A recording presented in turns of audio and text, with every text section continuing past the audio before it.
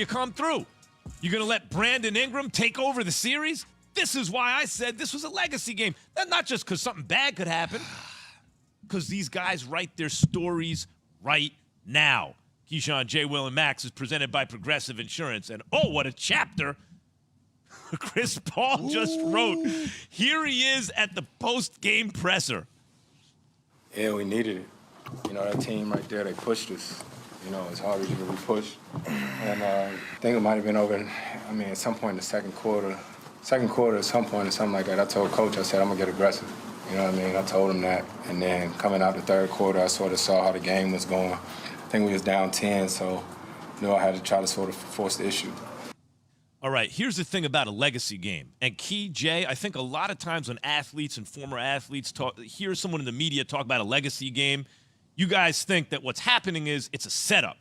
So when something doesn't go right, because after all, you have 20 teams in the postseason. Only one's going to win a championship. So you get to take all these athletes, like we like to build people up, all these strong guys, and tear them down, right? I think that's the feeling athletes have. Like, y'all couldn't be athletes. You're trying to tear everyone down. And maybe, by the way, maybe there's some truth to that, right? Yes, like, there is. With human nature, right? But really, what I'm interested in, at least consciously, right? Like, what interests me is not just who's going to fall, who's going to rise. Actually, you want to see them rise. You know only one can. The thrill of victory, the agony of defeat.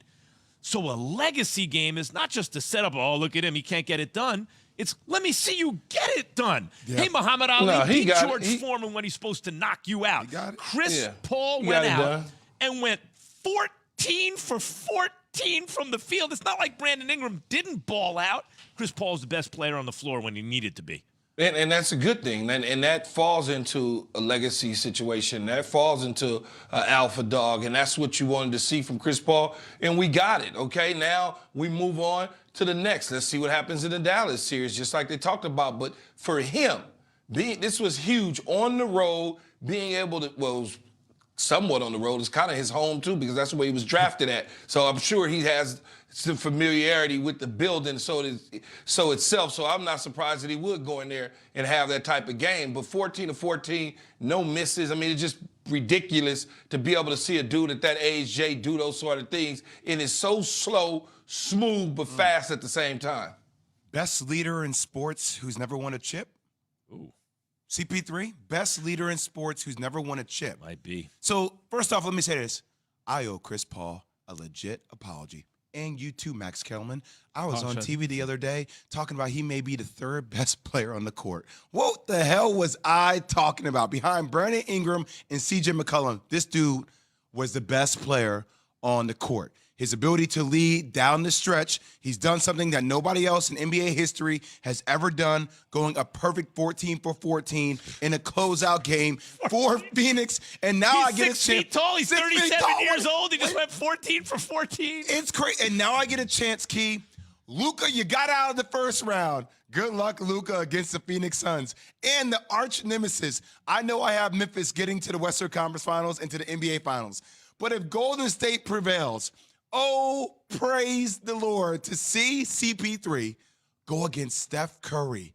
Like, that rivalry is something that is so box office. I feel like I need it. Oh, no question, man. I don't want to see it, Key. Jay, I don't want to see anything else except the Golden State Warriors and the Phoenix Suns. I don't want to see anything else.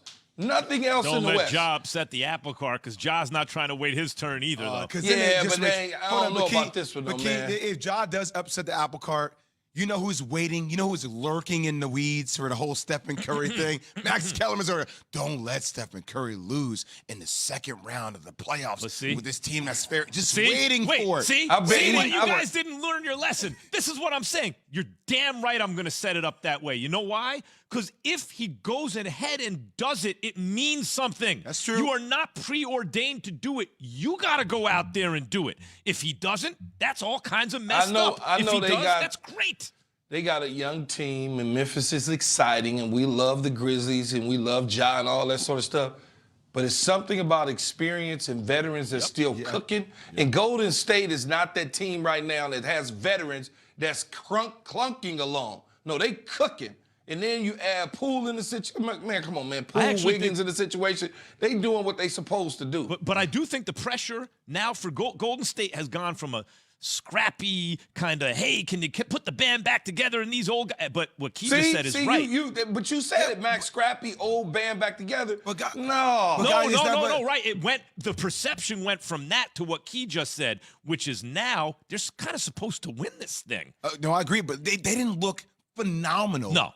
Against the Denver Nuggets, Key. Like, so I know you said they're clicking. Like, it doesn't seem like they're clicking all the way. They're not yet. a juggernaut. Let's not get in. I'm going down to Memphis on Monday. Coming up next week, we'll have T. Morant, John Morant's dad, on the show. T. Morant, I confirmed him because I'm trying to see all that. I'm trying Usher? to see. Yeah, Usher Senior. Yeah, the doppelganger for Usher. I get it, Jay. You going to Memphis? Look, we love Memphis. We love Memphis. We love them listening to us and everything on there.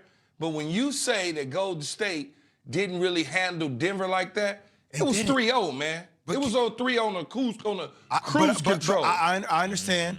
I'm just trying to tell you it wasn't clicking on all cylinders yet, which is actually scary because when they do, Key, that could be a problem for Memphis, who's look, Minnesota gave up multiple double-digit leads for Memphis to be in this position right now. So Memphis it's just a reality. Memphis has not looked like world beaters. No, they've not. looked worse than they did in the regular season. Yeah. So all I'm saying, it does set up for a CP3 Stephen Curry matchup. And let that happen. I'm there for it. I'm there for it, Key. We might have to go out to Phoenix and do a live show from out there. So first, to me, the pressure's on Steph and them because you're supposed to win at a certain point. But then, if that actually happens, think this is why winning a championship means so much. Because you look at it and you go, man, I don't know, Golden State might be a little too much for them if they're clicking. You got to go do that. There's always a Steph out there for a guy like CP3. There's always a LeBron. There's always a KD, an MJ, a Kobe. Those are the dudes you got to be. What do we say about Jason Tatum? Yeah, but there's KD, go get him. Yeah, but of course, though, Max, when you start, you get out of the first round, it's going to get harder in the second, and then in the third, then the final. It's going to get hard. So as those pins are in the way. As you knock each one of those pins down, your legacy grows. But if you don't finish the deal, then the conversation is, man, he was good, but he couldn't. We ain't there yet with Chris Paul because he's still cooking. No doubt, and there can only be one. That's why the thrill of victory, the agony of defeat. To this day, man, it sums it up. But wait, I'm curious. When I said best leader in sports who's never won a championship, Key, what football? We're talking about like with Dan Marino. We're talking about. Yeah, I would assume Dan's quarterback. He's probably a leader. I don't really know. You know what I'm saying? Like I don't know. I was trying to think. Who's never won a Super Bowl? Like Philip Rivers was pretty good. A guy where you're like you're looking at him and you're saying, Key, this dude has it. He has all of it. Like he leads. Like he gets his teammates like on board. Like nobody has said bad things. Like you know what I mean? Absolutely. Like he's a fierce competitor, but he just can't. He hasn't gotten there yet. Like so. I mean, he got to a championship. I know Dan Marino got to a Super Bowl, but didn't get over the hump. I don't. Chris Paul's situation is different than Steph Curry's because Steph has several championship rings already and a couple MVPs and whatnot. Jim Kelly's a good one. Jim Kelly is a good one. But for some reason, I feel like this is probably CP3's year, just for some magical reason. One of those deals where if he does not get it this year, he probably isn't going to get it. Now, how many times we've said that, though, about him? Like, this is probably his best chance. We've been saying it every single year, it feels like. But guess what? Because he's not falling off. He's 37. But he still hasn't gotten it, Max. So that window is still open for us to still say it. Next year in 2023, we'll be saying the same thing. This is good for him. Still making like 6 feet tall, not even that fast. 35, 40 million. 36 years old and still getting it. Now the Suns are hoping CP3 can get in the zone against the Mavericks and Luka Doncic in the second round. Get in the zone is brought to you by AutoZone. Get in the zone, AutoZone. Former MVP is not happy with his team's draft night, and it's not Aaron Rodgers. It is a quarterback, though. That's after Jay has this from Straight Talk Wireless.